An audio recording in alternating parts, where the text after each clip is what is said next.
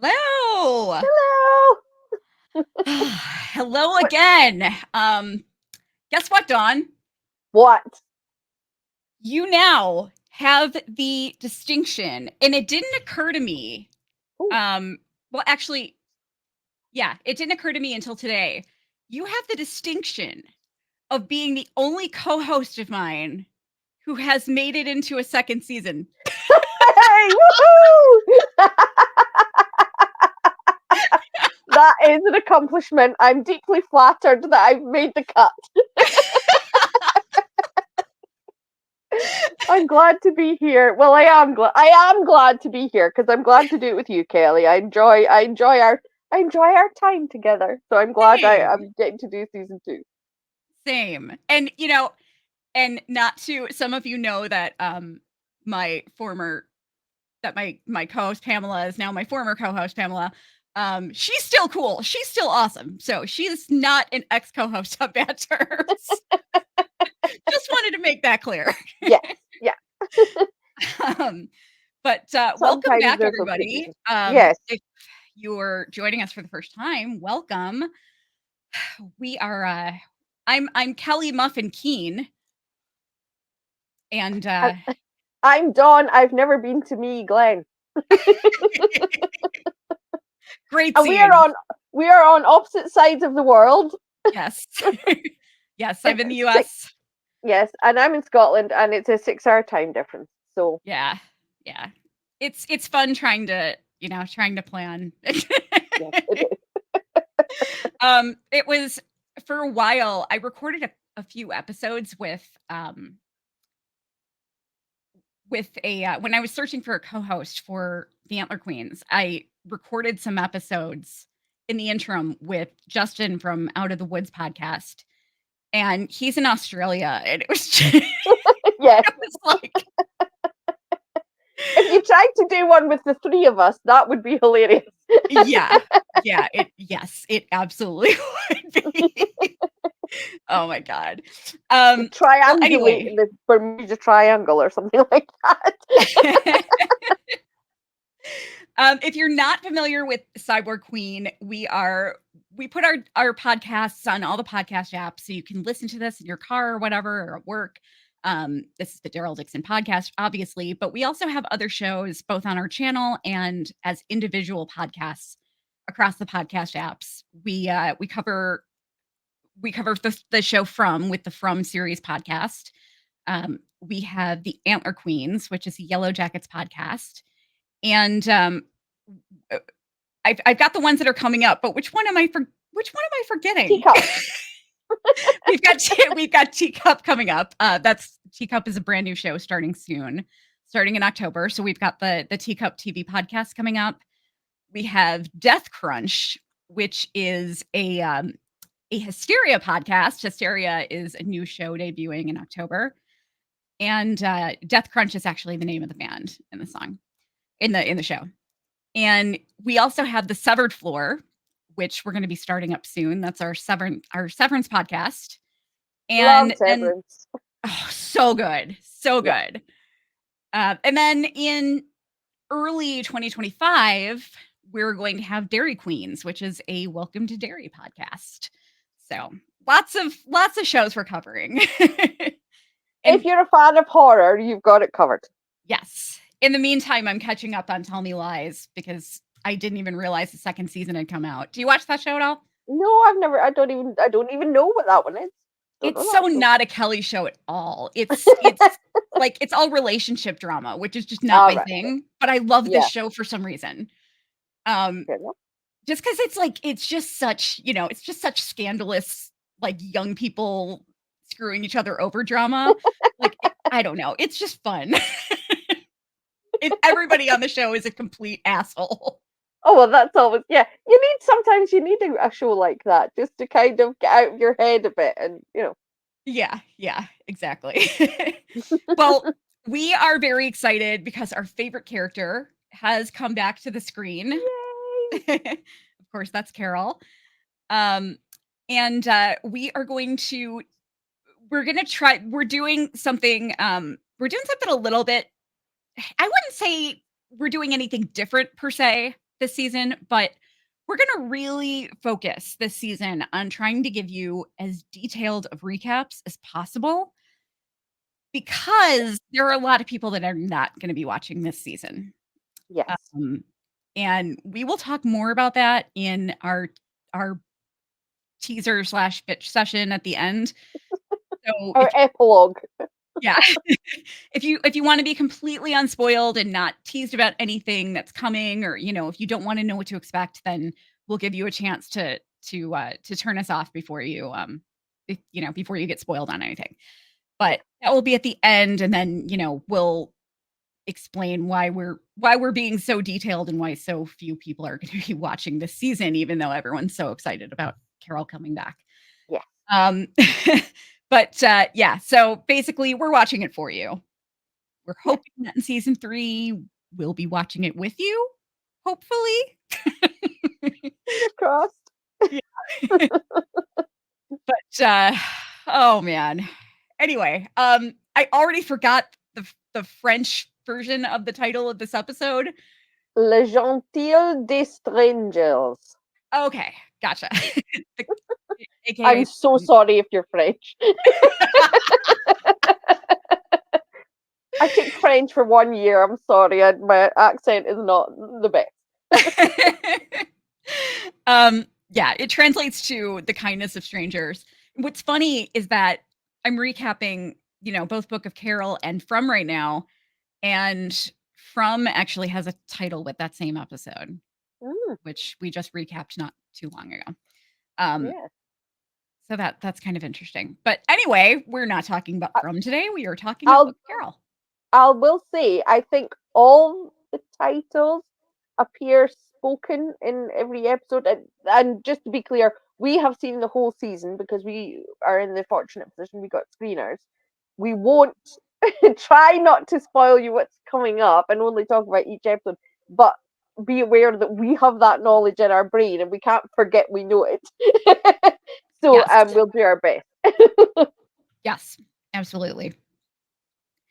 So the episode opens up with Laurent fighting a bunch of walkers. He falls and gets scared and is backing up, and then they're yanked away. And we see that Daryl has them kind of tethered, and he's basically training Laurent to on how to fight the walkers. It's a total misdirect. Yeah. They make it look like it's opened up when Laurent is still on the beach where we left him at the end of season 1, but he's not. He's in the beach outside the nest, training with Daryl. And I thought, oh yeah, let's just start how we need to go on. Start with a total misdirect, get the audience on the wrong foot. And yeah, they love the little trickery, don't It's so indicative of this season, let me tell they? you. So yeah, it opens up with it they basically tell you what to expect right away. Yes, yes. But yeah, so Daryl's training Laurent, and Laurent says he'll never be as good as Daryl, and Daryl mentions it's only been 2 weeks, so he's been training him for 2 weeks. Do we know how when he started training him, like what the time was from when Daryl was trying to leave to when he started training? I'm assuming that is their way of telling us it's been 2 weeks since he nearly got on the boat. Mm. That's my assumption. Okay, gotcha. So Laurent I, brings up, I was just going to say, and it's been about was it Zabel or no? Nicotero said it's been 2 to 3 months that Daryl's been in France altogether. okay, gotcha. So Laurent brings up Père Jean and how Père Jean believed that the walkers had souls. And Daryl comments, "You miss him, don't you?" And Laurent says he likes it there, and home is where the people you love are. Please put a neon flashing light over that phrase. Yes. That is a very important message that is supposed to be the theme of the season, apparently. Um, it's very confusing, but we'll get there. So a man comes out to retrieve Laurent and Daryl, and Laurent's late for one of his classes, and the guy says Daryl wants Losang wants to talk to Daryl. Lo Sang, my favorite. Just wait for Kelly's moment this season. It's coming. Yes, my moment of glory. Yes. So Lo Sang is addressing the folks at the nest, and he says that they received a troubling report from Paris. One of their camps, which is obviously referring to Falu's location, which was being rebuilt, was raided, and 3 people were captured: Martin Fournier, Falu, and Emile. Very, very worrisome because we love them. Well, at Yes. least Falu and Emile. Yes. Sylvie speaks up and says that they're their friends and helped them get out of Paris. A woman says that Janae will likely. What is this woman's name again? I was just going to ask you. It's in the episode descriptions, and I've completely forgotten what her name is. I kept thinking it was Jeanette, but no, it's Janae. Francine. That's terrible. And I'm using my phone to record, so I can't look on my phone to tell you. Oh my gosh. Yeah, it's Failure. yeah. We'll just refer to her as the French lady. Yes, the French lady. Yeah, even though they're, it's all French ladies there. Yes. But nameless French lady. Yes. To be fair, we don't know her name at this point. We just learn Right. her name later, but yes. Yes. It's funny that we both forgot her name. Oh dear. I do apologize, people. That's unprofessional. But yes, the one character whose name we're just like, no, don't know. Oh gosh. But yeah, so Sylvie speaks up and says that they got them out of Paris, and a nameless French woman says Janae will likely use them to get to the nest. And Isabel says she doesn't think they know the exact location of the nest. And Sylvie insists they have to save them, and Lo Sang says they just need to be patient. Daryl then pops up in the doorway and mentions if Janae can't get anything from them, she'll just kill them. The meeting adjourns right after that because apparently Daryl brought down the mood of the room.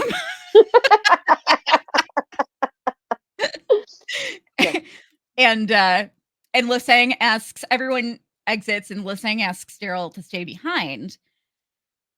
Lo Sang says that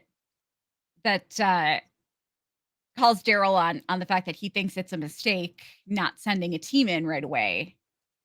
And Lo Sang says that he needs to act prudently. And I'm just gonna put this up right now.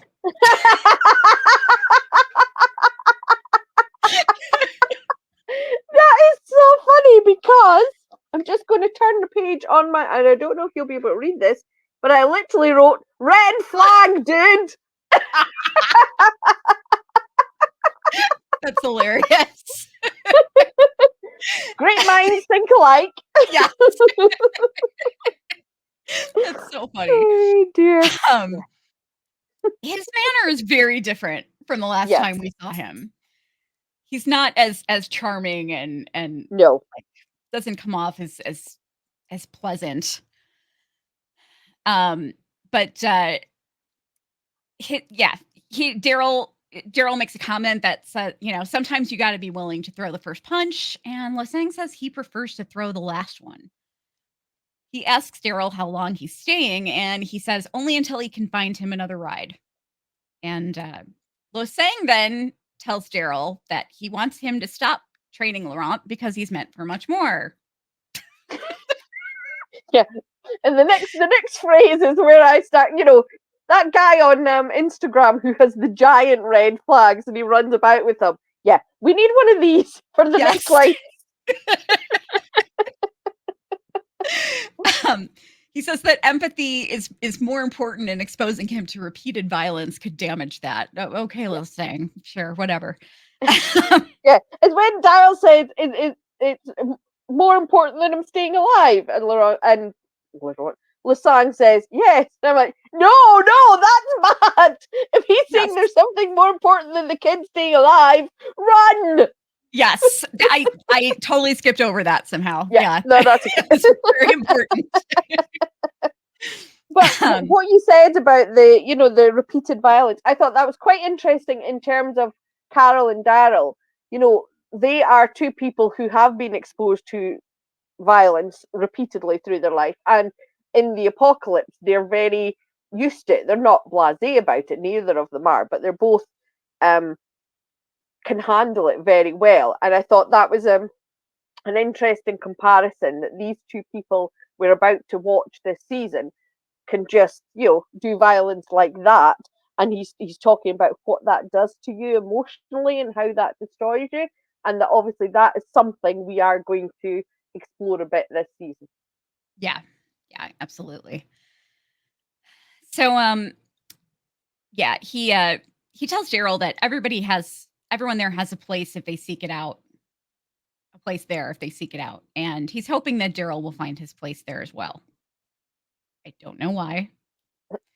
I Yep. mean, Daryl just kind of, Losang has been around Daryl enough at this point that he should be pushing Daryl out the door. Yes, it is very confusing, but there is a scene, and I can't remember if it comes in this episode or not, where Lasang explains why he's so desperate to keep Daryl around, and I suddenly went, "Oh right, okay, yeah, that makes sense." Because until then, I was like, "Why does he want Daryl around? He wants rid of Daryl." But his fear is that if Daryl goes, Laurent will follow, as he did at the end of episode 6 of the first season. Yeah, yeah, exactly. So Daryl heads outside and runs into Isabel and tells her that Losang wants Daryl to stop trading Laurent. Isabel says that she thinks that maybe now that Daryl's there, Laurent needs something else from him. And he Cringe. says, yeah. And then we saw this Stop in a teaser. forcing fatherhood onto the man. Yes. If he doesn't want to be the boy's father, don't force him. Yeah, yeah, exactly. We see how fabulously that's worked out for Carol. She doesn't have any trauma from that at all. No, no, not at all. Yeah. um, but, yeah, so we then see what we saw in a teaser earlier. Um, Isabel says, "You don't think you could be happy here?" And Daryl says, "Do you?" And Isabel says she could. And Daryl says he keeps thinking about all the people he left behind and if they're still thinking about him. And then it immediately cuts to Carol on his bike. Now, there was a leak during filming of that particular, just a little tiny wee chunk of that scene. And the line that Daryl was originally going to say was different. It was that the longer he was away, the more people would think he was dead. Which is, this version is much more emotive, but it also speaks to more to who Daryl is, because it's talking about Daryl's fear of abandonment, which goes back all the way to season 1 of The Walking Dead main show, where he's talking to Andrea about how when he went missing in the woods, no one came looking for him. So this is Daryl with abandonment issues, and also with the fact that when he left Carol, he wanted her to come with him, and she said no for whatever reason. Because we know that because he said, "I wish you were coming with me," and Carol says, "No, it's better for us. I stay." And when he leaves, the moment he leaves her with Judith and RJ and Ezekiel, Yeah. and you I can't help thinking that Daryl, obviously this is projection, but that Daryl is thinking Carol's back there in comfy land in Commonwealth with Judith and RJ and Ezekiel, her ex-husband, who he knows wants her back. So Yeah. I wonder if he's thinking she's probably gotten back together with Ezekiel. She's probably living a happy life, and she's got a bakery, and she's got a job, and she's can go to the cinema, and all these things that the Commonwealth offers. Why would she still be thinking about him? Because Right. he has such bad self-esteem, he doesn't think that she would be thinking about him. Yeah. But she Yeah. is. Good point. And and to be honest, with Daryl not around, um, Ezekiel is the person closest to her. Yeah. And like they're very comfortable with each other. There's zero bad blood there. Mhm. Um, she's already hooked up with him once since they broke up. Yes. I mean, it's pretty. If I were Daryl, I'd be thinking, yeah, they're probably banging already. Yeah. You would just assume it because he knows how much. I'm sure that we don't see a lot of their conversations, but we can assume off screen that they've talked about the fact that Ezekiel keeps trying to get Carol back, and although she resists because she doesn't want that relationship with him, she does love him and wants him as a friend and cares about him. So I'm sure that Daryl thinks now that everything's quiet and they're not fighting and they're not whatever in the Commonwealth, why wouldn't it happen? Why wouldn't you fall back into that pattern? Because the last time she got together with Ezekiel and lived this life was when there was nothing to fight, when um, Rick died. Um, that period when Dara went to live in the woods and Carol went off with Ezekiel because everything was quiet, so she could go and live this life. And I wouldn't blame him at all for assuming that's what's happening again. Yeah, yeah, for sure. Um, I just lost my place in my notes. Oh, but Carol's on the bike. Yes, Carol's on the bike. And so she's spying on the auto shop. And then she drives down there and introduces herself as a friendly.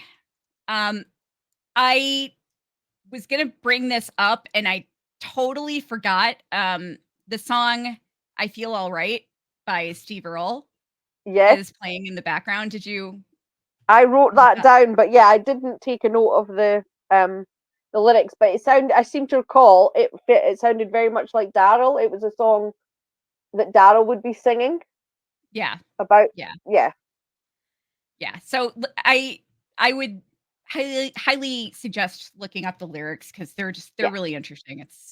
It's I always have to whenever I hear songs playing in the background or something, I always have to listen really closely for the lyrics so I can Google yeah, and me find too. out like what song that Yeah, is. I do that too. Yeah. But so she puts on her cute little smile and introduces herself as a friendly. And she tells him that a buddy of hers got that bike from you guys and he thought that they might be able to fix it. And he asks if she's mixed lady. And she just the way she nods and smiles is just so adorable. this I is love it. this is just the start of Carol being awesomely Carol. If this is the kind of Carol you love, her being like, yeah, sure, whatever, and playing along things, you're going to love Carol this season. Yeah. Yeah, there is quite a lot of that. Yeah, a lot.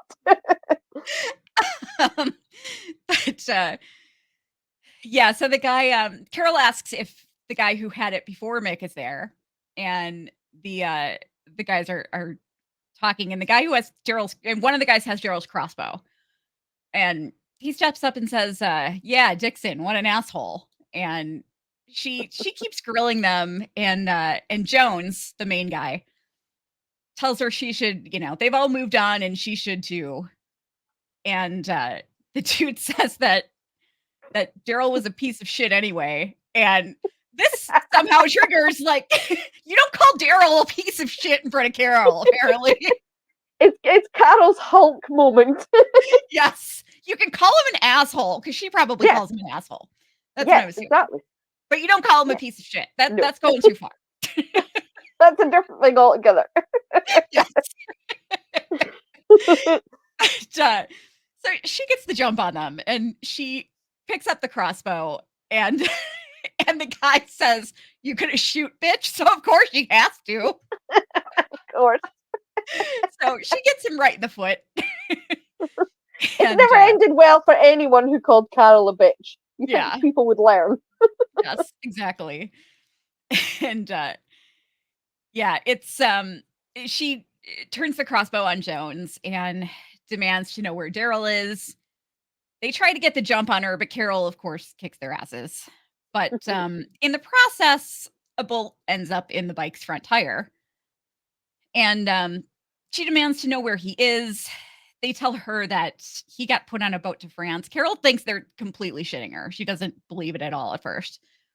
And but they're very convincing. And she asks if they're coming back, and Joan says it's the only boat that they've seen in years. He tells her where to find the boatyard so she can check it out for herself. And I loved this. Carol looks at the guy who was like being the biggest asshole, and she's like, "Is this yours?" At the car, and he said, "Yeah." So she's like, "So that's the car that she takes." She wanted to make sure she took his car. Yeah. And so she gets in the car and tells them not to follow her, and she also tells them where to find Mick. And she says he's got about an hour of air left, give or take. I love the expression on her face when she was like, I Yeah. just love that, Carol. Like, yeah, by the way, Yeah. he's You gonna might be die, but interested. Not sure if this will interest you guys at all, but just FYI. yes, exactly. Yeah, she's so funny. Then takes off and goes to check out the boat yard, where she just finds a bunch of boats in ruins. And that is the end of the cold open. I have to say, one thing that The Walking Dead has always done so, so incredibly well is the opening credits with Yeah. the music and the imagery.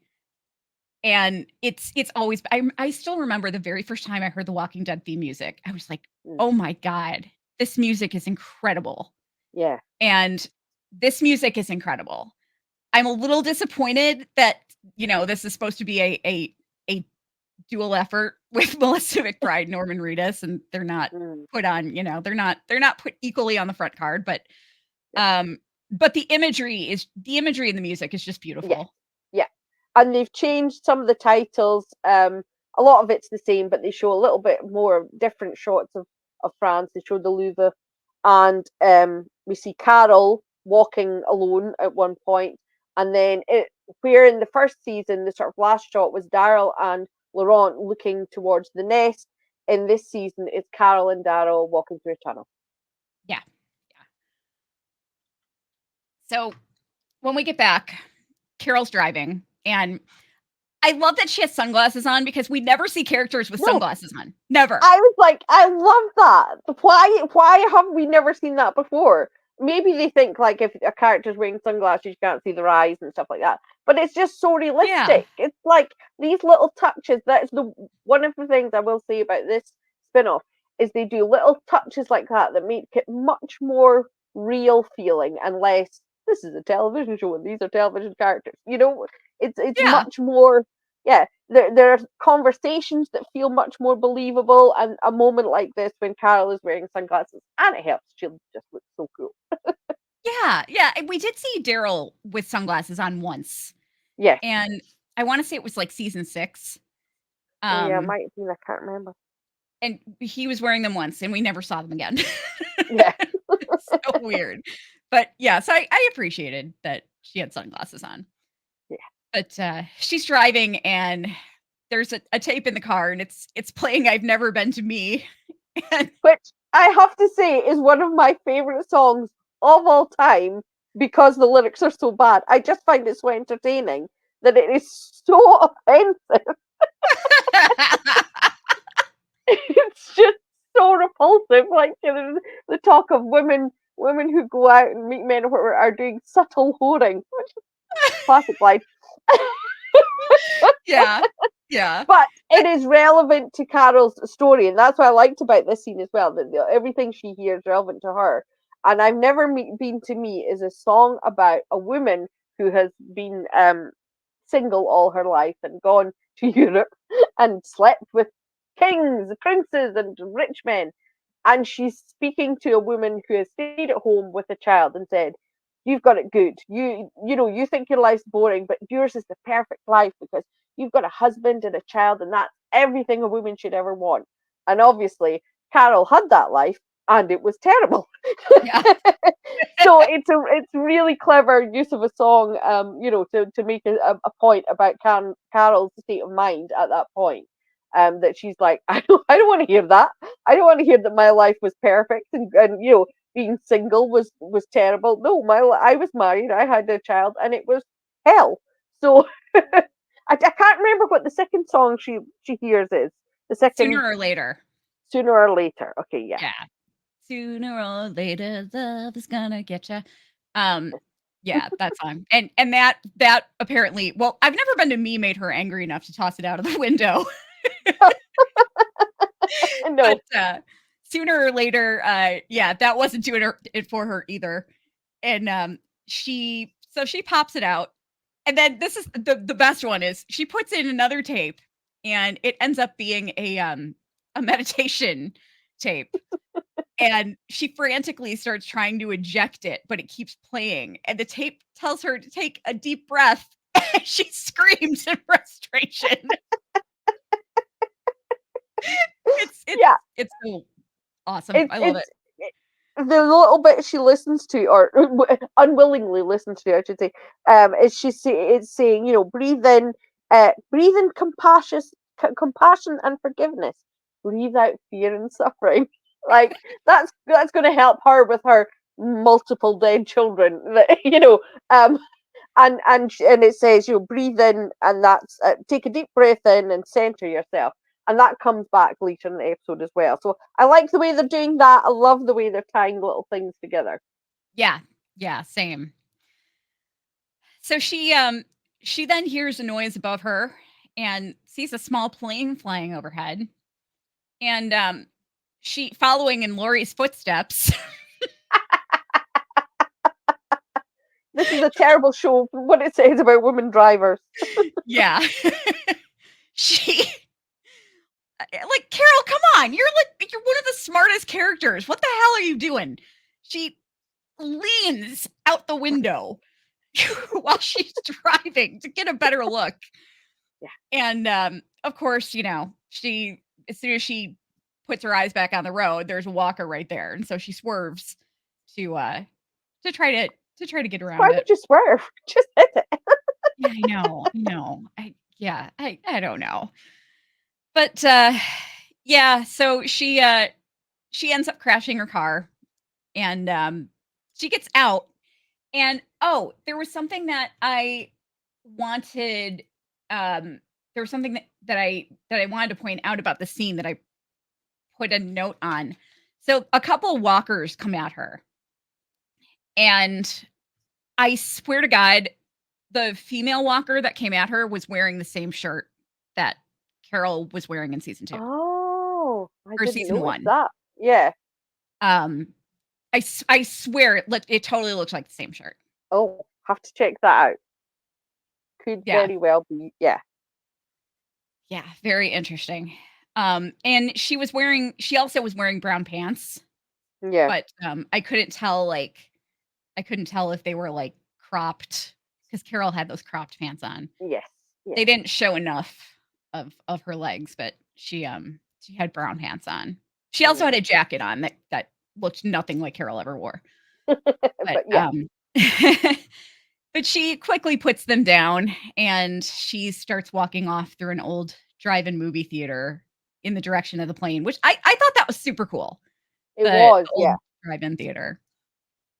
Um, it made me think, like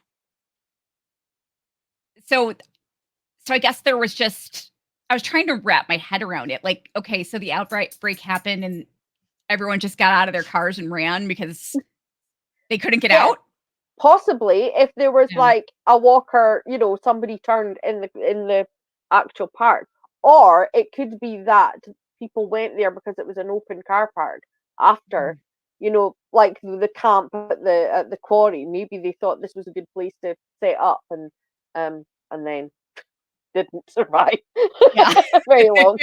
But yeah, it's not either way. But I love when they bring up situations like that, or set pieces where you can, it stimulates your imagination to wonder what happened here. Yeah. Yeah, definitely. So then it's nighttime. She tracks down the location of the plane and she starts kind of snooping around. She finds Ash, who we later find out his name is Ash. Um, Manesh Dayal. Um, very, very great actor. I really loved his chemistry with Melissa McBride. Oh yeah, so much. Apparently, he was in The Resident before he was in this, but I've never seen him in anything. But Yeah. he's very easy on the eye to be shallow for a moment.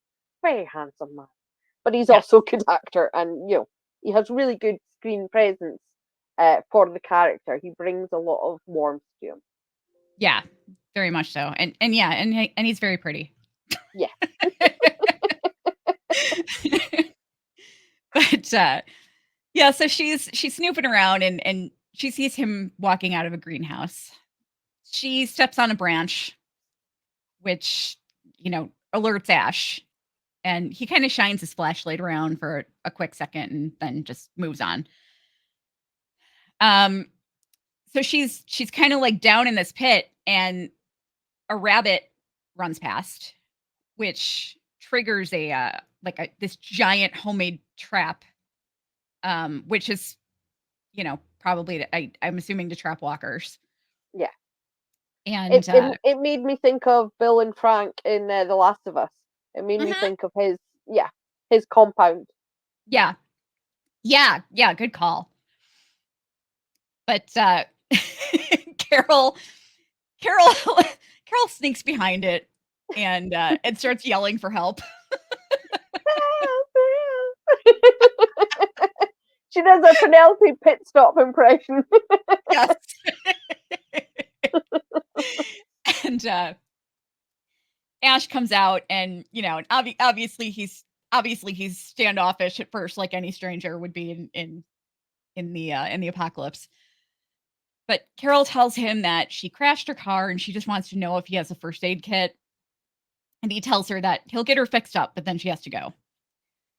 So we see her cleaning up the cut on her head, and they exchange names. And like I said, his name's Ash. The lights start flickering and the power goes out.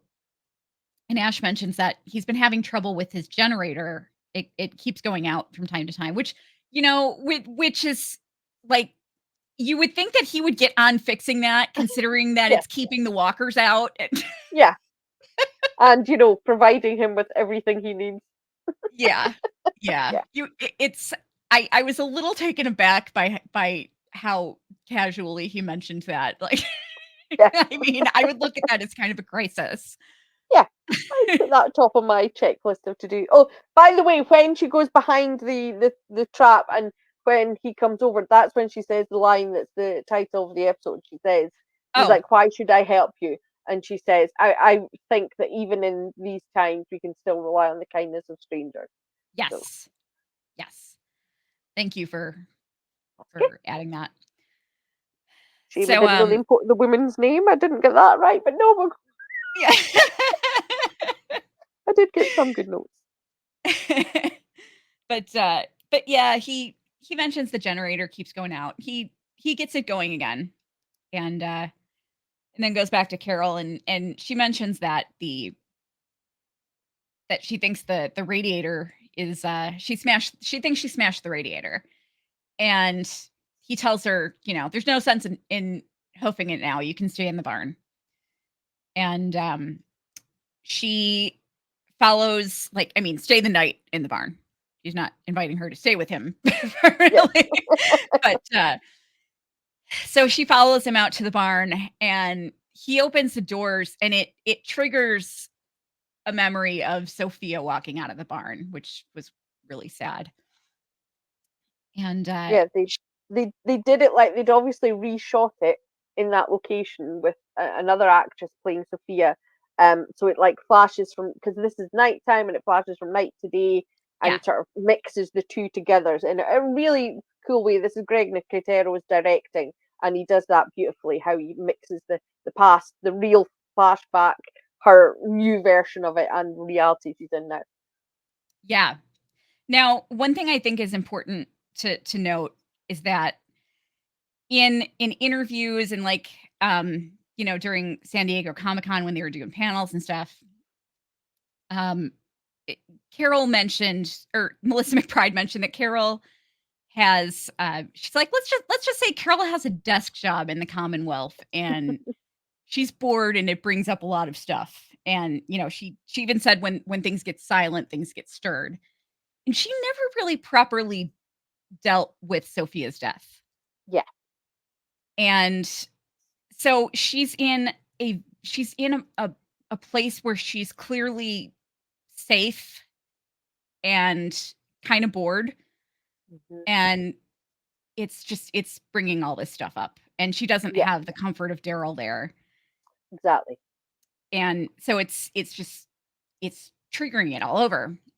Yeah, And it I was thinking about it. It's the way that I as a viewer would feel about the show when you thought, okay, now Carol and Daryl are going to have an emotional conversation about whatever just happened. If it's Lizzie and Micah, or if it's Leah, or whatever, I would keep thinking this is when they're going to have the conversation, and then something else happens, and yeah, they're back fighting for their life. So that was the reason, they didn't, as well as it being a TV thing, that's what was happening to Daryl and Carol, in that anytime she could have time to sit down and process it, some other trauma happened on top of it, some other urgent thing needed dealt with, and they were on the run, and they were, and so she never got that time to just sit with it.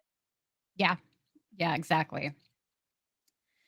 So yeah, she gets the flashback, and then we see she's basically imagining that Sophia is, yeah, it was really interesting how they did that, because it's nighttime there, Yeah, but you see her in the present day in the same location, but it's daytime, and Sophia is coming towards her. So yeah, I thought that was really interesting how they did that. They yeah. like blended the two. But what was so funny, and this is why I when Yeah. you say muffin. So, okay, we get screeners, and I'm AMC doesn't have closed captions on the screeners, unfortunately. So I just turn them on via my computer, which it's not great. There were closed captions on this version this year. We did have them. Oh, really? Yeah, yeah. How did I'll I not tell you see how. them? I'll tell you how to get them later. Okay. Because I was after like watching 2 episodes, I noticed it and went, oh, hang on, all right, there's closed captions, and there were. Oh my gosh. Um. So yeah, it's I did hear, when I went back, I did hear a very, very faint whisper, but it's the closed captioning said muffin as Sophia was walking toward Carol in this dramatic scene. She was definitely okay. When Sophia was coming out of the barn in season 2, Carol was definitely not whispering the word muffin, No, okay? she was not. Carol was hysterical. Her Yeah. her dead daughter was coming out of barn as a walker. She um Yeah, I don't know if we're. I mean, I heard muffin as well. That's what it sounded like to me. So maybe she was just sort of. That was Carol now going, oh, my muffin. so I weird. really don't know.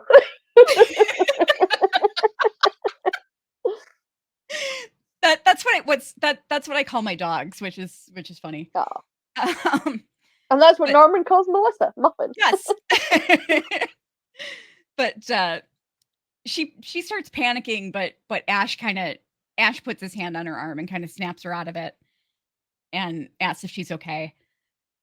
He leads her inside the barn, and she then sees the plane, and she asks him if he actually flies it, and he says it's worth the trouble just to get up above everything for a little while every day. And he shows her to her room for the night, which was much nicer than I was expecting. It was like an actual kind of nice office setup. Yeah, I Um, think it's like his workshop, and I yeah. thought the way she reacted to it, I know I'm a shipper, so I'm always thinking that. But I wondered if it reminded her of Daryl's room. You know, in Diverge when she goes into it and she says, "Oh, smells like Daryl," but it's like filled of him making fishing flies and carving things, And I thought it felt very like that because she sort of Huh. does this, and it may be just because hooray, she's found a plane, but there I felt like there was a sense of relief. Yeah. Yeah. I could see that. But yeah, it's when he said you can sleep in the barn for the night. I thought she was going to be like sleeping on a, on a pile of Yeah, hay. But yeah, finally, yes, fortunately she was sleeping in a very nice room. yeah, Um, but in the morning he wakes her up and brings her breakfast, which was very sweet of him. And she asks if he could help her with her car, and he tells her that he's taking his plane up at about 3 o'clock, and at that time he'll search the area for vehicles and try to find some missing car parts. And he tells her she hopes she's not keeping him, and he's like, "What are you talking about?" And she's like, "Well, I'm sure you have somewhere better to be than flying around looking for car parts." And he tells her he has everything he needs right there. Um, and which is kind of true, but kind of not true. yeah, yeah. It Um, makes me think if it's referring, in a sort of broader sense, referring to what's going on with Daryl. I don't know. It could just be, about him at that point. But it's an interesting sentence anyway. yeah, it's foreshadowing Yeah, for Ash's storyline, yes, definitely. which sounds so great to say that this supporting character actually has their own storyline. Yes, hooray! He does. Yeah, but so he's his watch makes noise and he rushes out saying shit shit shit shit and starts running off toward the greenhouse. Um then later that day he's flying out, and Carol of course uses that time to check out the greenhouse, but it's locked. So she goes back in the barn. She starts looking through some stuff and she finds a map which she starts checking out, and she's looking at France on the map. And the generator then goes out, and walkers start kind of trickling in a little bit. But since the generator is out, she can now get into the greenhouse.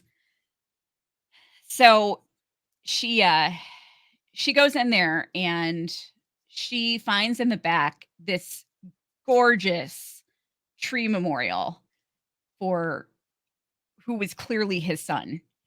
Um, and there's a bunch of toy planes hanging around it, and there's a photo of him on a swing smiling.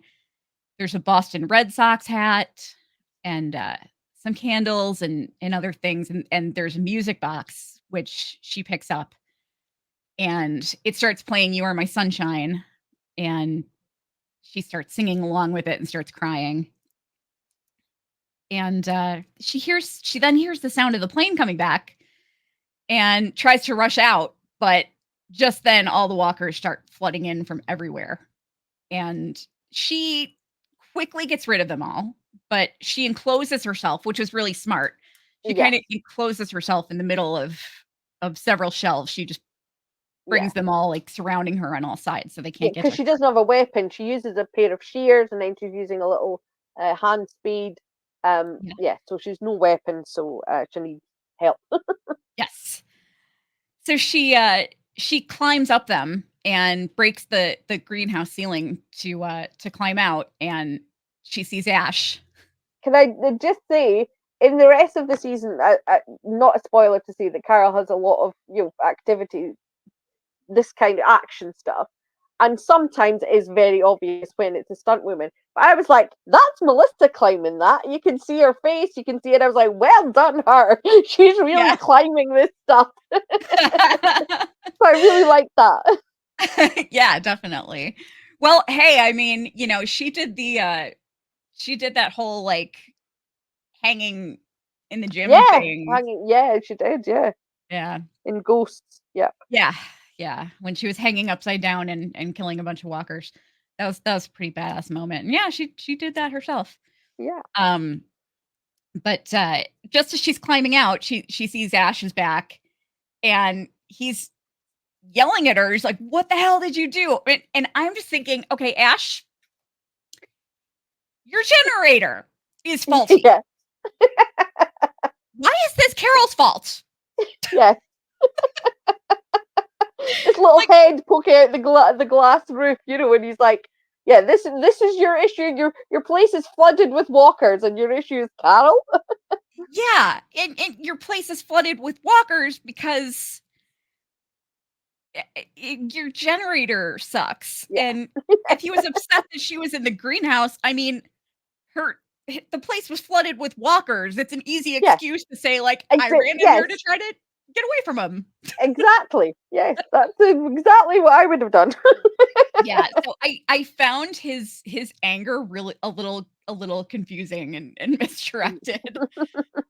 But they start clearing out the walkers together, and she asks him to just let her finish up by herself, and he's like, "Fine," and then finish up and then get out.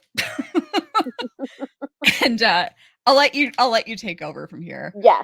So she comes back. We see her sort of walking through his grounds, and she comes up to tell him that all the walkers' bodies are outside, and she's trying to apologize to him. He's still sitting in the greenhouse mourning, um, at the shrine, and she just says, I was curious about it. I wanted to know more about you because I hoped maybe we could be friends. Something that I'm missing. And I thought that was an interesting bit, is that, that felt real, that even though Carol did have so many friends at Commonwealth, she still didn't feel connected to them. And here she is trying to make a connection with this guy. Um, and Ash says, friends aren't what I'm missing. And he tells her about his son, Avi. He was 7 when he died, and he died at 8:23 in the morning. Carol realizes that's when you come here, and he says, "Yeah, I come to be with him as a to sort of to apologize for the fact that I let him wander off." That phrase, is exactly what happened with Carol and Sophia. So that Yeah. really stabs you in the heart. That one. Um, and I didn't protect her like a parent. I didn't protect him like a parent should, and so he made a place for him here, and Carol says where you can keep him safe. And so they have that connection, and in that moment, Carol is obviously seeing something more than just, this is a guy I could use to get a plane ride with. Um, and he explains about his plane. He says that Avi's mum left a month after he was born, so it was just the two of them, and Avi loved planes. And so after Avi had died, he hadn't left the building for some time. And eventually, when he did, he found this plane, or bits of this plane, and he took it back home bit by bit, and he found manuals, and he got all the missing parts he needed, and slowly built it. And it saved him. He felt like it was a sign, like Avi'd sent this. And that again is a phrase that is going to come up again in the season. That something is a sign, and it's something that The Walking Dead does anyway. And we saw a lot of it in season 1 when the Mother Superior at the Abbey dies, and she says to Daryl, "Look around you, look at the signs. There are reasons to believe." So he learned to fly, and Carol realizes that the reason he doesn't fly anywhere is he wants to be near Avi. He doesn't want to leave Avi. And Ash says, when I go up there, I'm tricking myself into thinking that the world was how it was. And obviously, Carol really connects with that.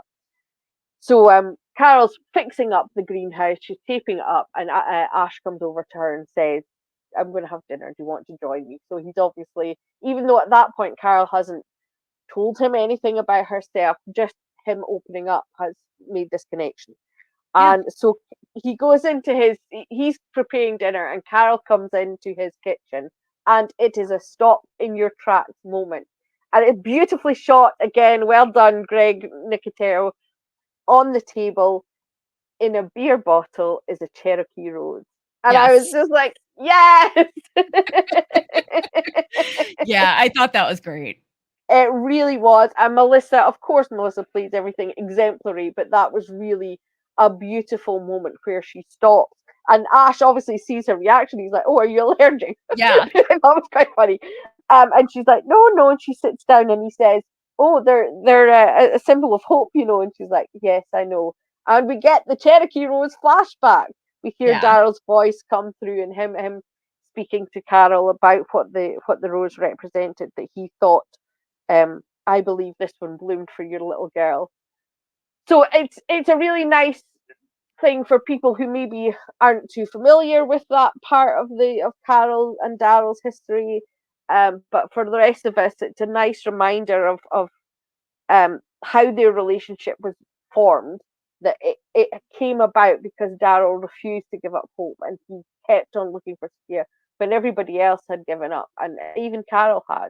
He was the one that kept hoping and kept looking.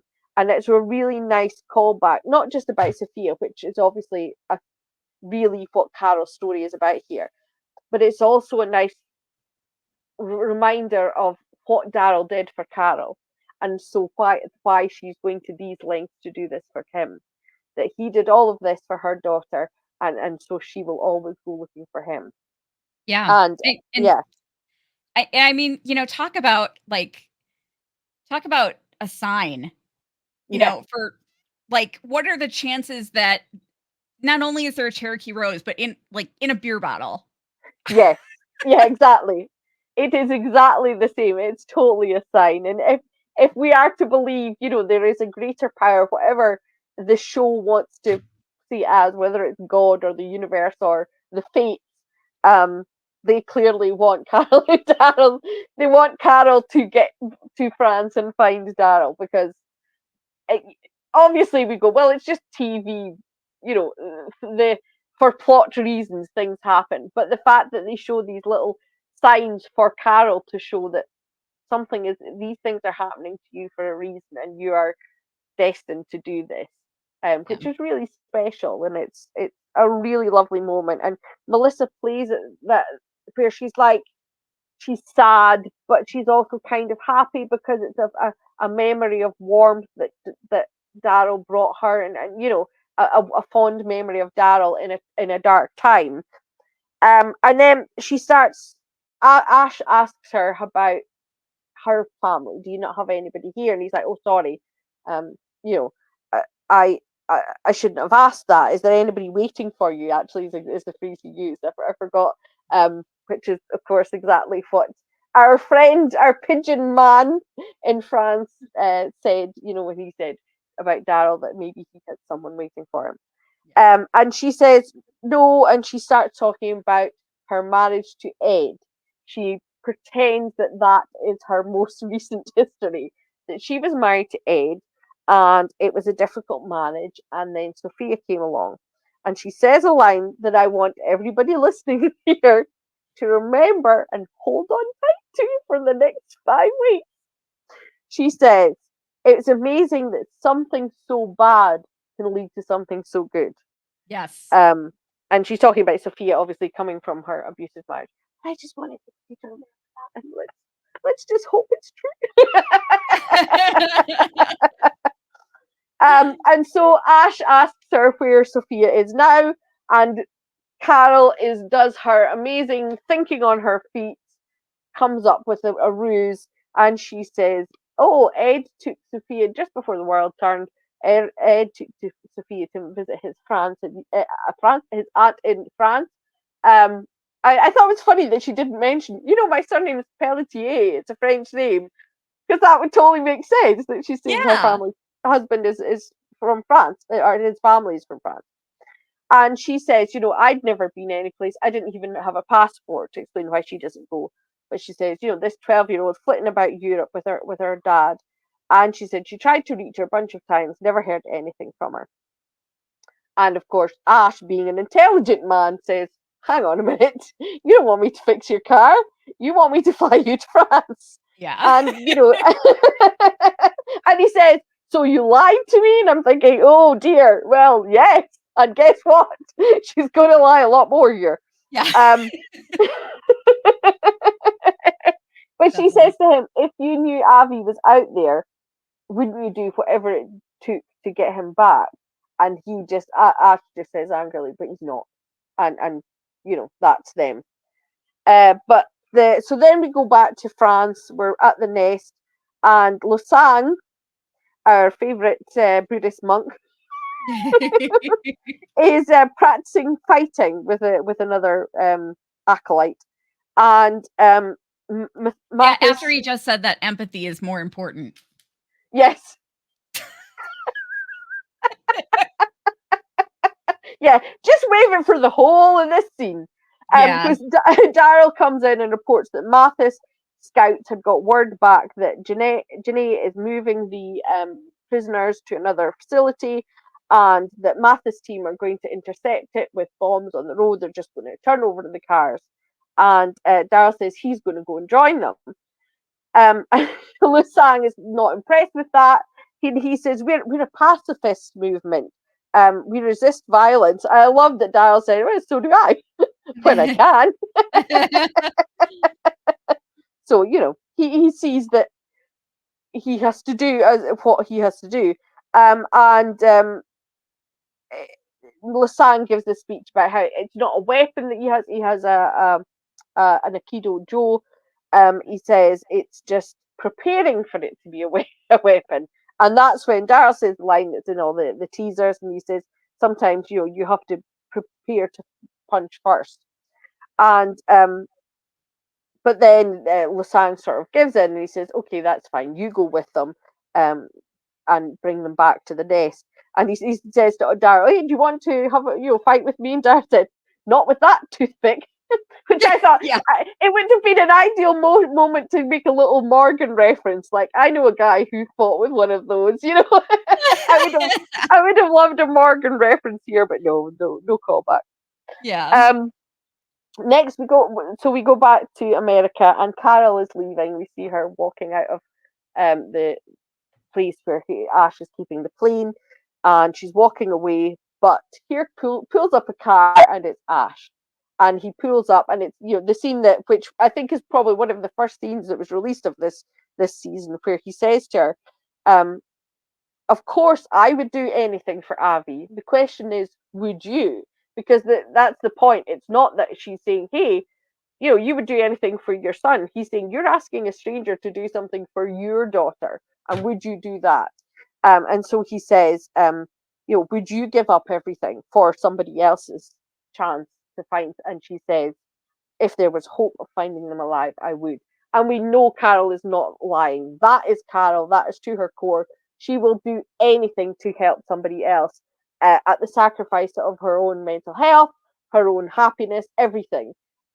Because if she thinks it's what needs to be done, she will do it. Which of course started back in the prison with Karen and David, and the Lizzie and Micah, and all that happened with that. Yeah. And then Ash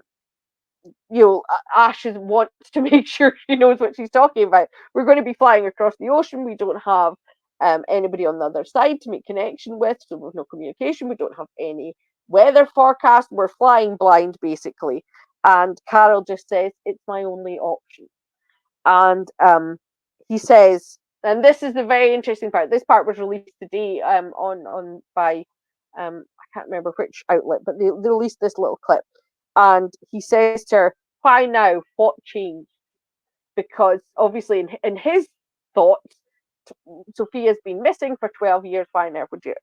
But Carol answers, and we know that she is telling the truth at this point. When you're lying, hide as much of it in the truth as you possibly can. And that's what she says. I couldn't keep waiting, feeling stuck. I had to move forward. I had to try. And we know that although that is true, that if Sophia is alive, that's exactly what she would be doing. We know that in this moment she's talking about Daryl. Right. She's feeling stuck. She's feeling waiting for him. She wants to move forward and do something. So she says, "Cop in, we've got work to do." And spoiler alert: Carol, who has become an expert in everything she does, is going to become an expert at plane maintenance. Yes. I love that. That she's like, she'll just take on anything. Carol can do anything. Um, Yep. and she asks how on earth they're going to have enough ethanol to get across the water. He says, well, come and look at this. And he has a huge shed full. He had nothing else to do. He's made all this stuff. And we see them preparing, they're picking food to take with them. And he says, where are we going to start? She says, I have an address for Ed's aunt, which that bit confused me because I thought, where does she start with Daryl? She doesn't know. All she knows is he got in a boat. Yeah. So she's just going to completely start any place. Yeah, pretty much. Yeah, because they don't even tell her where the boat came from, did they? They didn't say what port it was from. So she's just like, well, we'll just go to France. Yeah. This big year. Yeah, exactly. And there's a really awkward moment where Ash is like starting to get really excited at the prospect that Carol might find her daughter, and he's saying, wouldn't it be amazing if you find her? And do you think you'll recognize her? And it's making Carol really uncomfortable because she's lied to him, and it's starting to mean something to him. And she says to him, Ash is fixing the plane to so that they can get enough fuel to cross the ocean. We'll just pretend that works. That's In terms of logistics, we'll just pretend a small plane can fly across the Atlantic Ocean. And she says to him, I want to make sure. Are you sure you're doing this?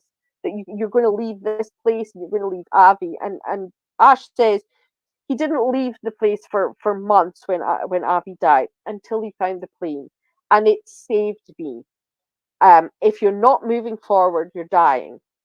Again, this is a big important phrase that he's setting up for his story and Carol's as they go through the season.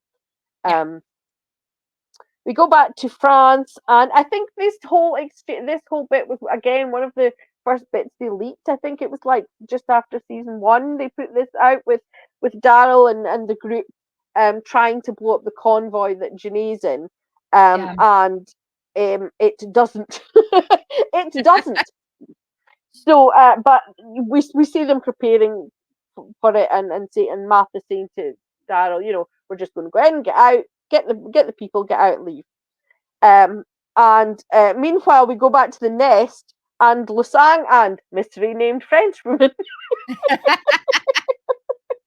are having a conversation, and this really reminded me of a scene in the original X-Files film where all the bad guys are discussing why don't they just kill Daryl? Why do they have to keep trying to kill Daryl, Carol, Daryl, Mulder? Why don't they just kill Mulder? And they say that no, if we kill Mulder, we will turn a one-man search into a crusade. We must take away that which he holds most dear to him, or what's that thing? But it had that same vibe of them saying, "What are we going to do?" And she's talking about moving the ceremony forward. And Lusang says, "No, we still have work to do." And she says, "No, but you're never going to win them over, especially not the American." And Lusang says, "No, the boy's not ready." And she says, "Oh, him or you?" And he says, "We're not." And this is the big Lusang and this lady and the nest do not have good intentions for Laurent. They have something in mind for him, and they know that Daryl especially. John's laughing because I'm putting up 3 red flags now. Yeah. It's got all red flags. It's just there's not enough red flags. You can't even see my face anymore. No. It's just such a, we saw it coming, and a lot of people didn't. I heard somebody who said they were in a group with people saying that some of whom had seen the episode at the Tribeca or at one of the screenings over the summer, and they were like, people who had seen it were still saying Lusang's a good guy, and they were going, how can you think that after that scene? Listen, I called it before we even met Lusang, okay? When we just heard his name. You just knew. I mean, I'm sorry, but like, if Janae's controlling all the ports, but he could still get a boat, Yeah. You know, Yes, doing some exactly. dirty he's doing some dirty shit on the side. Yes. You saw it, and and everybody else should bow to you. I'm sorry, but that's just the way it is. So we go back to America. It's now night, and there's a thunderstorm brewing. A lot of the visuals in this scene were really, really fantastic, and they've used them a lot in the trailers, and you can understand why. Mhm. So the thunderstorm is happening, and they're saying, "Oh well, we need to get the plane put away safely," um, and that's when Sorry, my Ash is. phone just went off. Oh, that's good. Sorry about that. And that's when Ash is really getting excited and asking her, Carol, if she's going to recognize Sophia, which I think is hilarious. Is like 12 years later, they are still acting like they're going to look for a child. She's a 24-year-old woman if she was alive. Yeah. They're not going to rescue a child. It's a grown woman who, Carol could have been a grandmother for all they know. Yeah. Yeah, exactly. The lightning strikes and Kelsa Breeze fries the generator, switches that off, and it catches fire and sets fire to the shed where all the ethanol is, and that explodes. Fire rains down, and Ash is saying, "We need to fly now, or the plane is going to catch light, and we can never leave." Um, we go back to France. It's quite funny because it's like nighttime in America and daytime in France, and I'm like, it's only like 6 hours difference. Okay.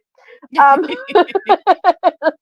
so the convoy comes, the tripwire or the mine that they set doesn't go off, and rather than just go, oh well, that's a missed opportunity, Daryl just goes in with a gun and starts shooting at the jeep, which causes a crash, and Janae's in one of the vehicles and she crashes.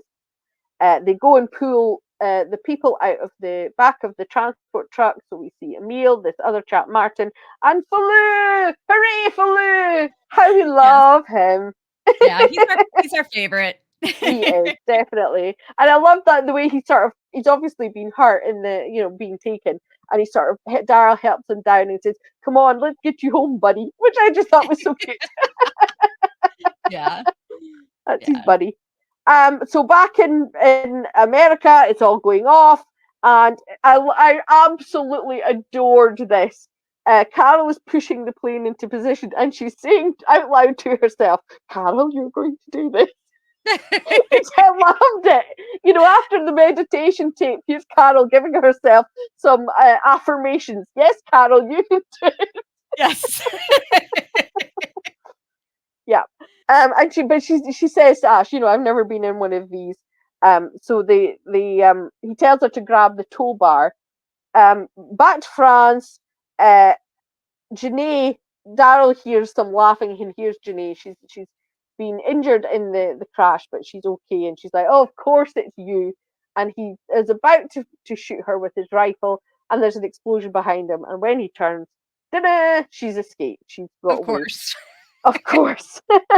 Oh, one of the things actually, what Janae says is, I should have known it was you. Angels always send their most vicious demons to do their dirty work to me. Yeah. I'm like, that's Carol. Carol is the most vicious demon coming across the water. Yes. Daryl's the angel, because he's the angel wing, and Carol is his most vicious demon that will come and kill anyone who messes with Daryl. Yeah. Which I thought I liked that. But we go back to America for one last time. There, Carol fights off a lot of walkers that nearly get her. Again, this was all Melissa really pushing people off. She pushes them into the propeller so they get chopped to pieces, and she finally gets in. And as we all remember from season 10 and season 1, Carol is claustrophobic.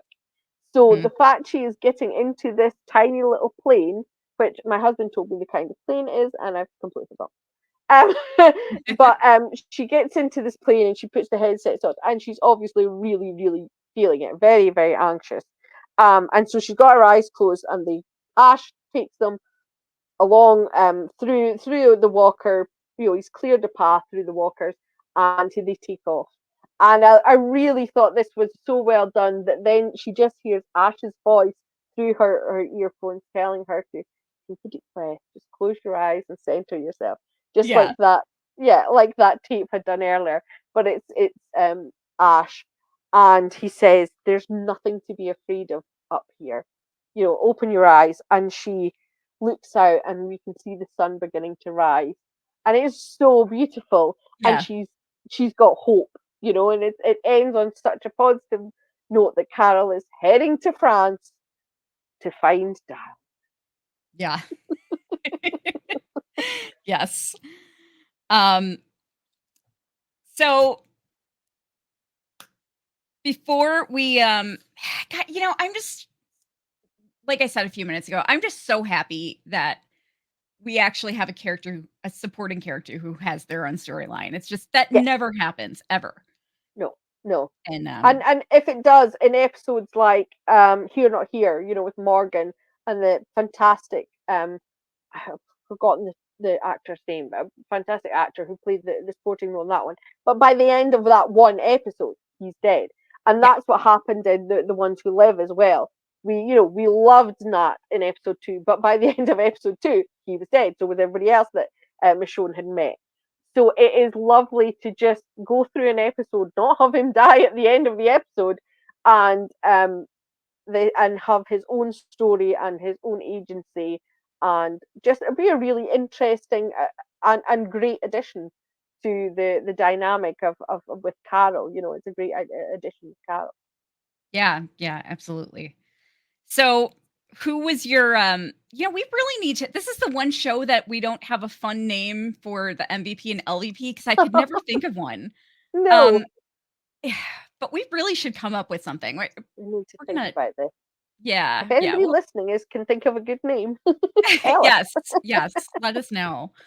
Um so who was your MVP and your LVP for this week? We should just call it the Ash of the Week because we love Ash. Yeah.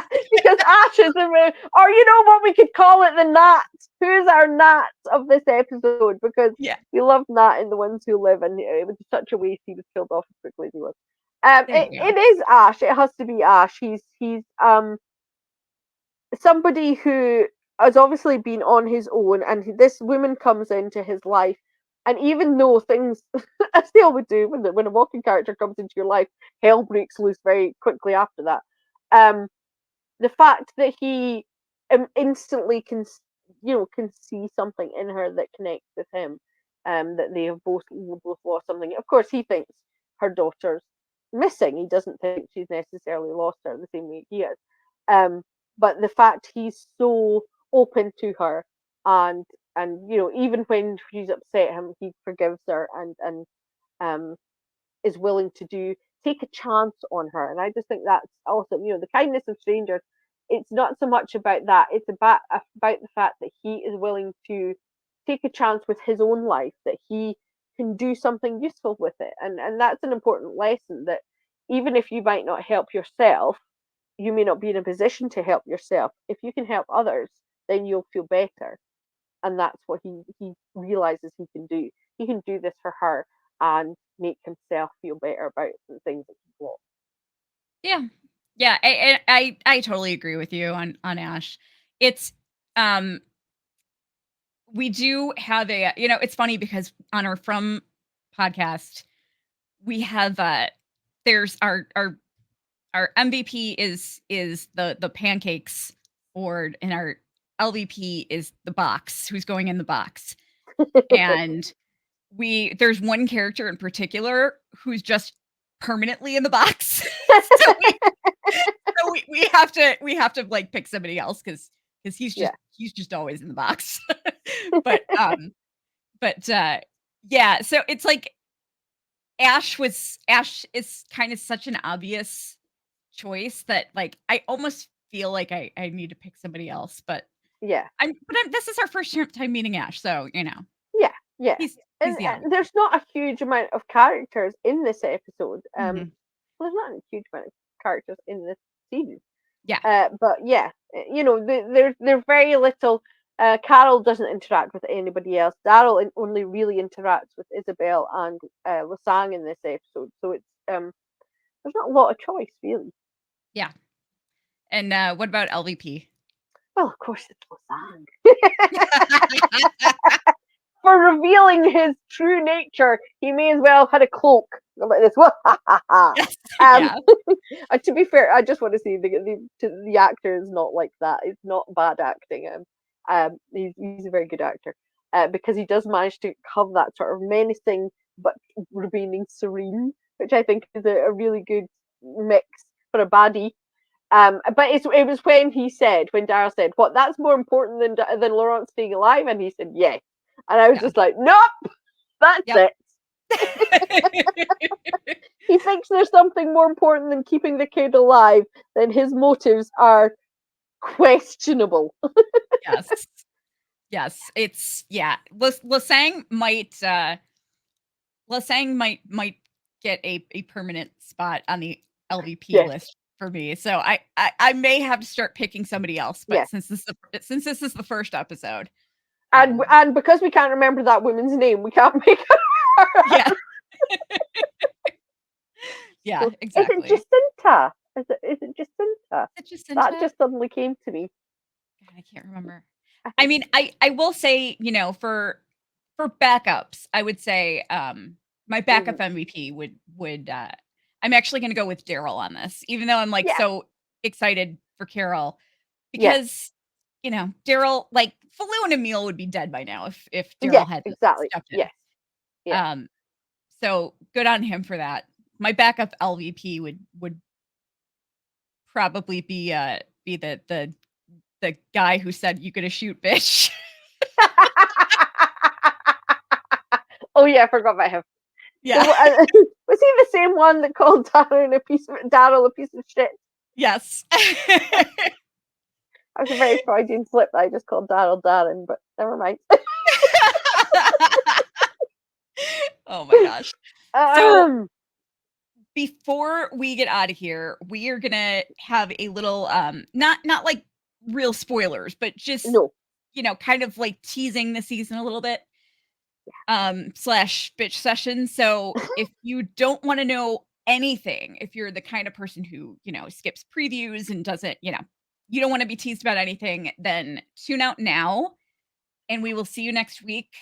Just an FYI, we are not doing an after show this season for multiple reasons. We're actually, like I said, I'm covering From, and that show is also on Sunday nights. But so we're doing a From after show, and we just weren't really all that excited about doing one for the Book of Carol. So yeah, so we are not doing that, but, we'll be back every week with our recaps, which will be up on Monday, the Monday following the episode. I may actually schedule them to just go up Sunday night. Mhm. That might be better. I don't know. We'll see how that goes. But, yeah, just, they'll be up either Sunday night or Monday. But, so step out now if you don't wanna be spoiled, and we will see you next week. So, um, okay. Where do we begin? So, AMC, in promoting the show, has given us 3 main taglines. Um, to find home is to find each other is to find home, or to find home is to find each other. Yeah. Mhm. Yeah. Even heroes need saving, and some some bonds are borderless. Also, to fight to reunite. Oh, yeah, that too. Yeah. Um, not one of those makes sense. No. There appears to be a very real disconnect between the promotion and the events that happen on screen, or at the very least, how those events appear to be. How an audience will read them. Yes. Um, and there are several reasons why a lot of people are choosing not to watch this season and why they're upset. My reasons are a little bit different. I'm not going to go into those reasons because they're spoilers that have leaked out, but my reasons are a little bit different, and the main source of my anger at this season is the marketing of this show I just feel completely lied to and Mhm. manipulated. Yeah. Um, they basically, they gave us the storyline of this season, and it it's not what's happening. um, yeah, I've never seen a network do that before, and it's just really insulting. Yeah. It feels as though, and we should say this about screeners. We were given screeners because we believe because we asked for disability accommodations, and we're really grateful that AMC took that on board and gave us screeners. Screeners did not go out when they normally would, which for at the start of the season is normally sort of 4 to 6 weeks before it airs to allow reviewers to watch the whole season and create their impressions so they can write previews, which the embargo was lifted on the 23rd of September. Um, I do believe that screeners did go out to a wider audience, but only a week before this premiere, so last Monday, which feels as though AMC knows that it was going to be a controversial season and they didn't want a lot of people knowing that and talking about it.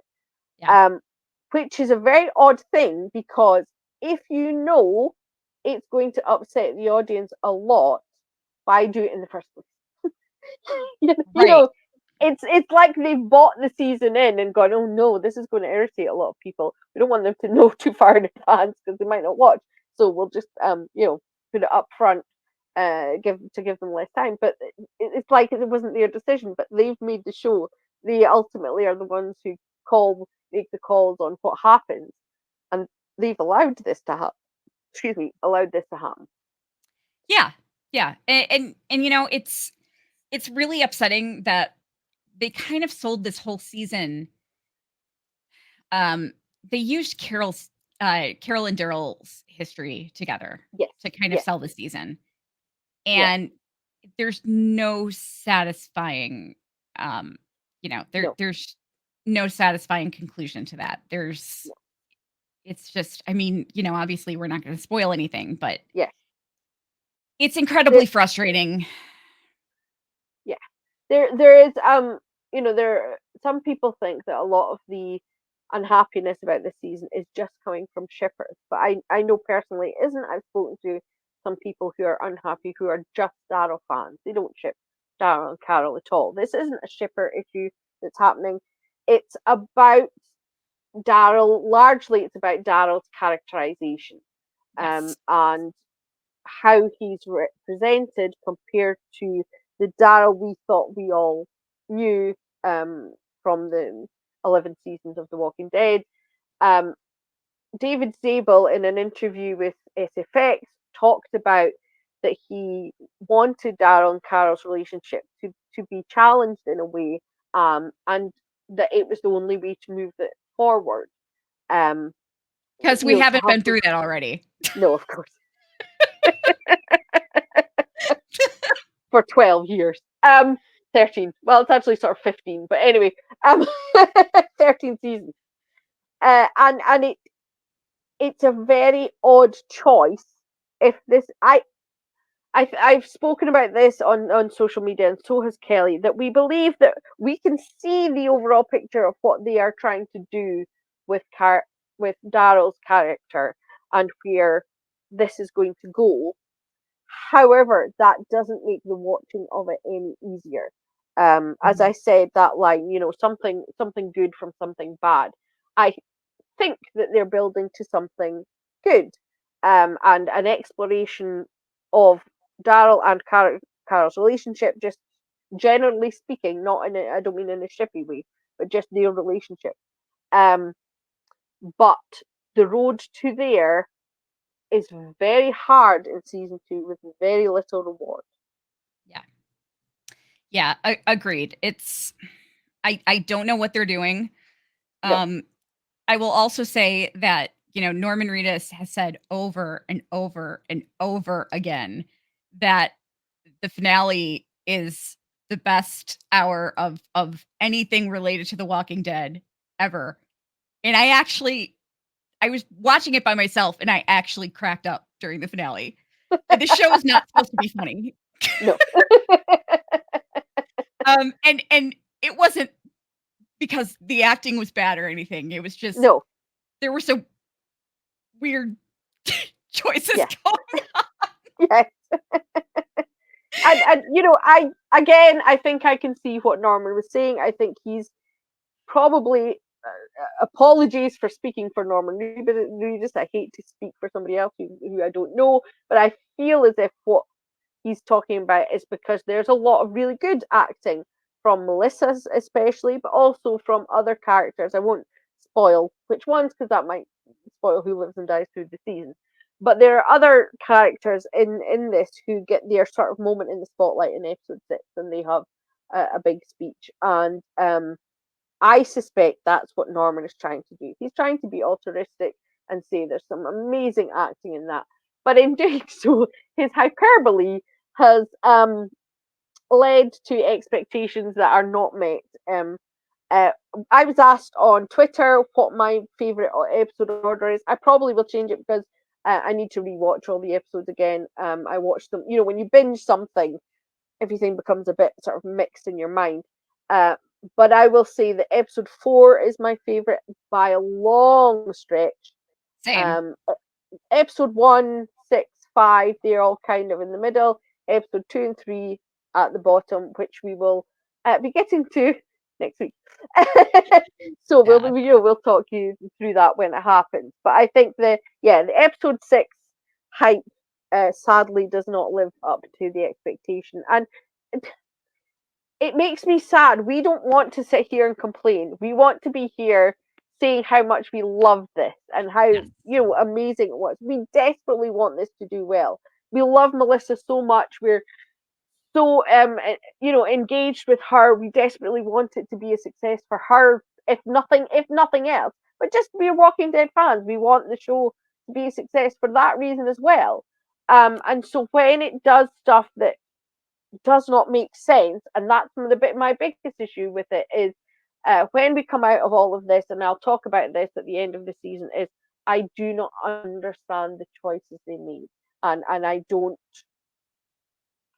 see the benefit of it. Yeah. Yeah. And it's frustrating to me that so there was a with I think this was this from one of the panels that the snippet just came out recently about where Norman Reedus and David Zabel were arguing about. Yeah, Yeah. no, it wasn't from the panels. It was Entertainment Weekly's Dalton Ross. I believe he actually went to Spain on the set of season 3 to talk to Norman and Oh, Melissa. okay. Gotcha.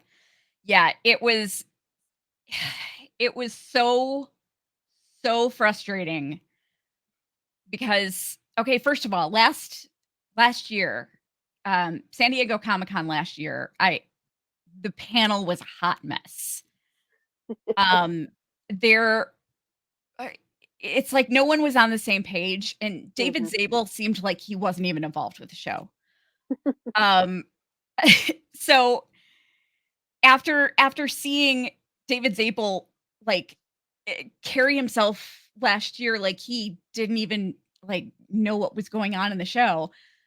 It's really frustrating to see him arguing with Norman Reedus about who his character is. It's, Yes. in It, like to where it's documented. I mean, they were yes. basically talking about whether or not Daryl loves Laurent, Yeah. and Daryl and Norman Reedus said no. And David Zabel was pushing him to say yes. Yeah. Uh, the fact that that is such a core element of who Daryl is, and it is also the entire driving plot of this show for the 2 seasons, is Daryl's feeling, about Laurent, his protectiveness, his feelings, and that after having not just written but filmed and completed both seasons, they still can't agree on it. Yeah. Does a lot is an alarming. It's red flags city. Yes, wait, Kelly's there waving all the red flags. Yes. It's a red flag when your showrunner and your star, who knows the character better than anyone else, do not agree on the core motivation of the main character Yeah. after the show is over. That's bad. It's very bad. And it's just, I mean, I don't see when I like, okay, Daryl is not the same Daryl. Yeah. And when I say that, I don't say that he's not the same in a way that he's like evolved or grown. No, no. He's just someone I don't recognize. Yeah. And it's it's just really frustrating. Yeah. Some of the After, some of the things Daryl says and does are just seem so wildly not Daryl. yeah, yeah, exactly. And this is a character where I'm going to be honest. I always kind of low key shipped Carol and Daryl. Um like if they got together, I'm speaking of like from like season 2 until like a few years ago. My attitude was that like they were always my favorite duo, always, regardless of whether or not I shipped them. Mhm. And I just wanted them on my screen together as much as possible. But I my first choice actually was for Daryl to be asexual. Yeah. Um, and that didn't happen. But I always kind of low key shipped Carol and Daryl in the back of my Mhm. mind. Like if they got together, I Yeah. that'd be kind of cool. But I I forgot where I was going with this. Oh my god, what is wrong with me? Um, what the oh, yeah, okay. No, I know where I was going with this. Good. But, um, I think that because I didn't necessarily, like, ship them hardcore together, Mhm. I wasn't, there was no part of me that was trying to hang on to him for Carol's sake, Yeah. and I spent most of the series just wanting him to die. I hated Daryl. Hated him. Like, least favorite character. Um, I loved him in season 2. Mhm. Seasons 1 and 2, I loved him. I thought he was such a great character. Season 3 was kinda like, whatever. The season 4, I completely started hating him in season 4 Mm. and hated him all the way through season 8 and just wanted him to, I was hoping he would be the Lucille victim, honestly. But, but then when Angela Kang took over, Yeah. she evolved his character so much. Mhm. And whatever good or bad you have to say about Angela Kang, that is something like she made me like Daryl. Yeah. She made me love Daryl. Um, and I think that's when I kinda started hardcore shipping Carol and Daryl because, Yeah. like, I suddenly liked Daryl. He was talking. Yes. He was speaking in complete sentences. I'm like, "What is going on here?" Yes. But, yeah, I don't but I feel like all that has been undone almost. Yeah. In a different way. It's not that he's gone back to the Scott Gimple era of grunting Daryl who doesn't, do anything and just does cool stunts. It's not that kind of regression. The way I'm looking at it, because of this discord between what David Zabel seems to think and what Norman thinks, I was trying to think of an analogy of how this season feels, and I was thinking like, if you have a box of cereal and you have just a bit left in it, and you get a new box, and it's not exactly the same, but it's close enough. So you think, I'll just put them both in the same bag. And so when you pour out a bowl of cereal, you get a few lucky charms, but then you've got some cornflakes or whatever. And that's what it feels like. It feels like there was a remnant of something from season one, and Yeah. they've kept it there, and they've just mashed on this season two story and mixed the two together and thought, no, that'll work. But it feels like Daryl has two different stories going on, and not in a character can have two different stories going on, but two opposing stories.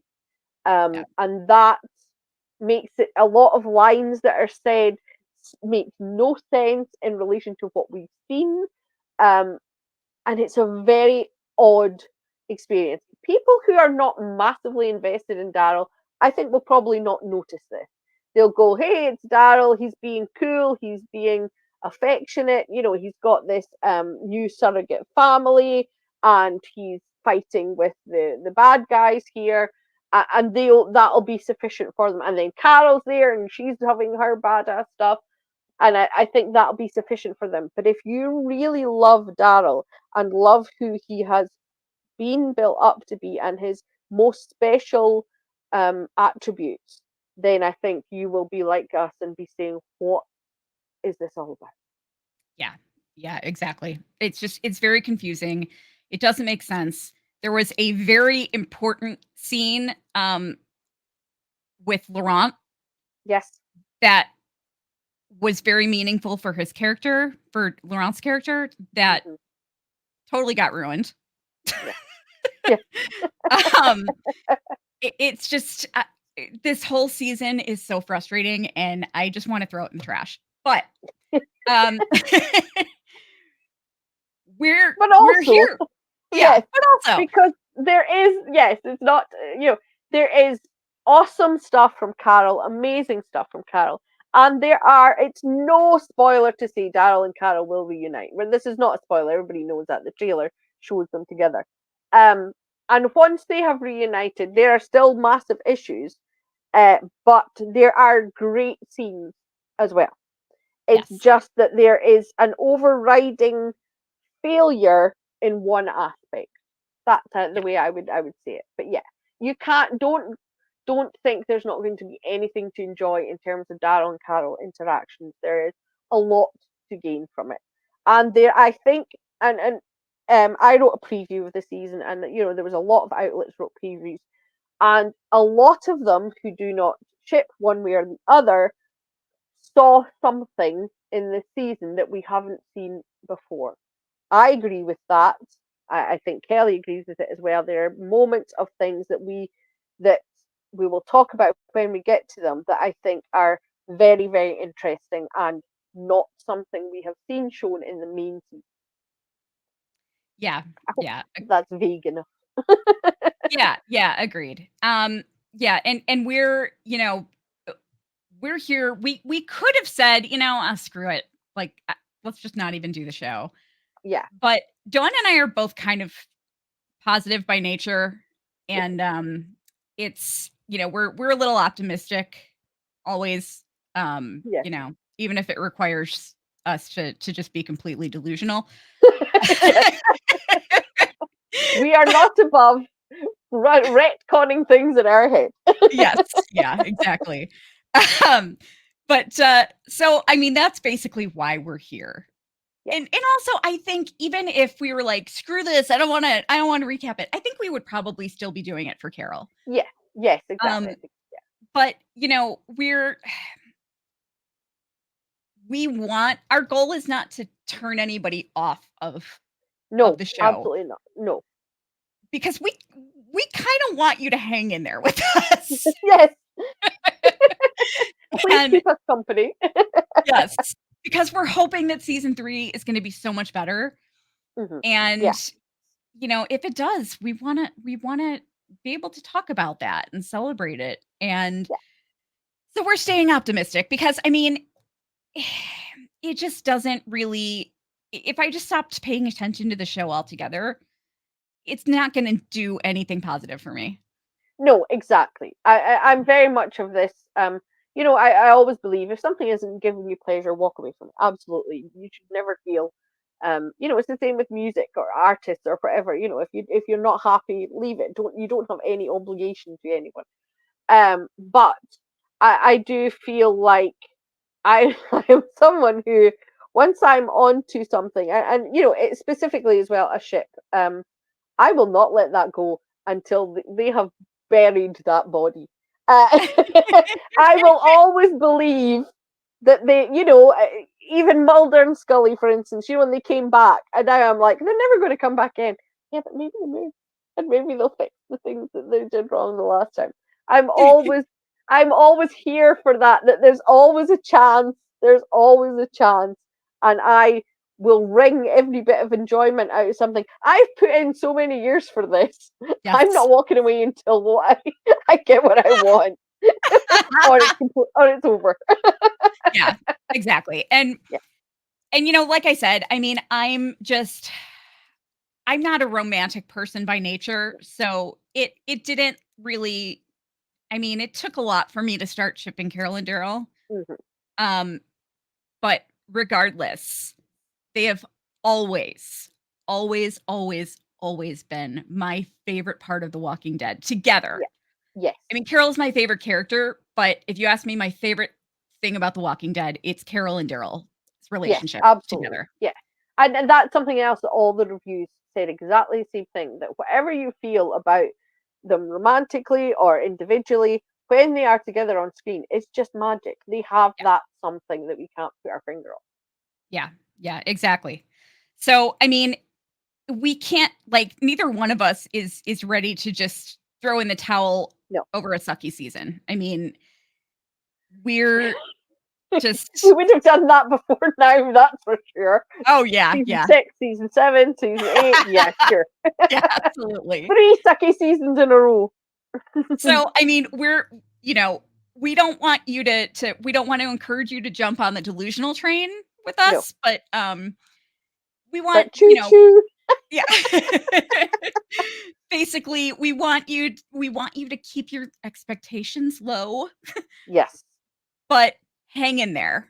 Um because I just I can't imagine that season 3 is going to suck No. nearly as I bad can't. as this No. season. Yeah.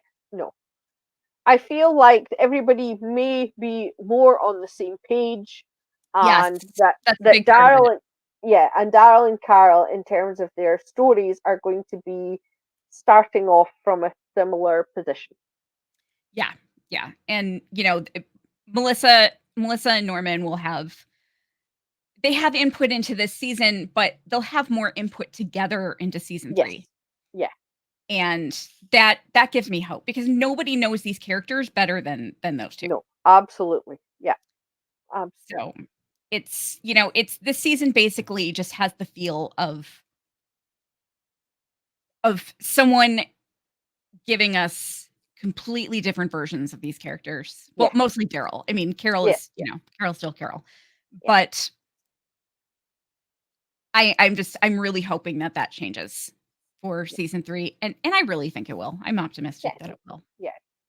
So, but, yeah, Dawn, did you have anything else that you No. wanted to add? I'm all good. I will be writing a preview for each episode, which will be a spoiler-free preview, Yes. but just to sort of give you an idea of what you're going into that week. And I will also be writing a review after each episode. I won't promise Monday because as I will remind everybody, yes, I have a chronic illness, and so sometimes that doesn't work out. But in the week after the episode airs, where I will go over in detail things that we may have touched on here, but just go into in greater detail. And those will be on our Patreon. Yes. So you can go to patreon.com/cyborgqueenmedia if you want to join and if you want to read those. Dawn is an excellent writer. I've sung her praises on here many times before. But that's how I first came to know of Dawn was through her great articles. Thanks. Um, and I always looked forward to them. And now I'm happy to have her as my co-host. I'm so glad you asked. Yeah, it's a funny story. I actually I was floating in my pool a few weeks ago, and pool season's over now, unfortunately. But I was floating around in my pool a few weeks ago, and I remembered that when I had talked to you on Twitter, um, Mhm. about coming onto the show, I was also floating in my pool at the time when I was chatting with you. And, I put up I didn't have a co-host yet, and I put up that, I was just looking for, like, anyone who wanted to jump in on an episode with me or whatever. And so Dawn responded, and I was just like, "Hey, you wanna just be my co-host?" Yeah. forgot that. That I said, yeah, I'll do an episode, and then you were like, do you want to do the whole thing? And, yeah, sure, why not? Oh So dear. yeah, it's kind of funny. But yeah, that's kind of how I work. I just throw shows at people. I'm like, hey, you want a podcast? Have a podcast. But yeah, so anyway, we will see you guys next week, and we hope you enjoyed the first episode. It's very enjoyable for the most part. Before the crap Yeah, starts before the shit filtering hits the in. fan. Let's. Yeah. Um, but we'll see you next week, and until then, take care, everyone. Bye Bye. bye.